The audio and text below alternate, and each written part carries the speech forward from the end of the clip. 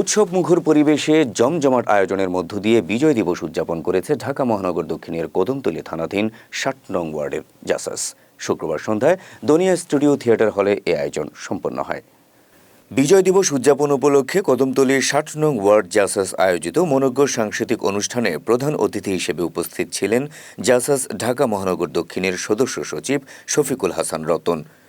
৬০ নং ওয়ার্ড জাসাসের সদস্য সচিব মোহাম্মদ জামিল উদ্দিন খান লোটাসের সভাপতিত্বে অনুষ্ঠানে বিশেষ অতিথি হিসেবে উপস্থিত ছিলেন ঢাকা মহানগর দক্ষিণের যুগ্ম আহ্বায়ক মোহাম্মদ আলী, ইব্রাহিম খলিল, কদমতলী থানা জাসাসের আহ্বায়ক ওবায়দুল হক চঞ্চল, যুগ্ম আহ্বায়ক আমিনুল ইসলাম শিপন, শ্যামপুর থানার আহ্বায়ক মোশাররফ হোসেন, যাত্রাবাড়ী থানার আহ্বায়ক ওসিয়ত মঞ্জু, ৬০ নং ওয়ার্ড বিএনপির সভাপতি হাজী মোহাম্মদ ইউসুফ সহ আরও অনেকে।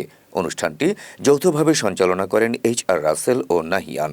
এই সময় প্রধান অতিথি শফিকুল হাসান রতন তার বক্তব্যে দেশীয় সংস্কৃতিকে প্রাধান্য দিয়ে জাসাসের কর্মীদের নিষ্ঠার সঙ্গে কাজ করে যাওয়ার আহ্বান জানান। সংক্ষিপ্ত আলোচনা সভা শেষে সাংস্কৃতিক অনুষ্ঠানে সঙ্গীত পরিবেশন করেন জনপ্রিয় সঙ্গীত শিল্পী রুদ্র শরীফ, তাহমিনা খন্দকার মুক্তি, HR রাসেল, শাহাদাত হোসেন, উজ্জ্বল, মুসলেউদ্দিন, আলফাজ আহমেদ ও আবরার তাহমিদ সহ ৬০ নং ওয়ার্ডের অন্যান্য শিল্পীবৃন্দ।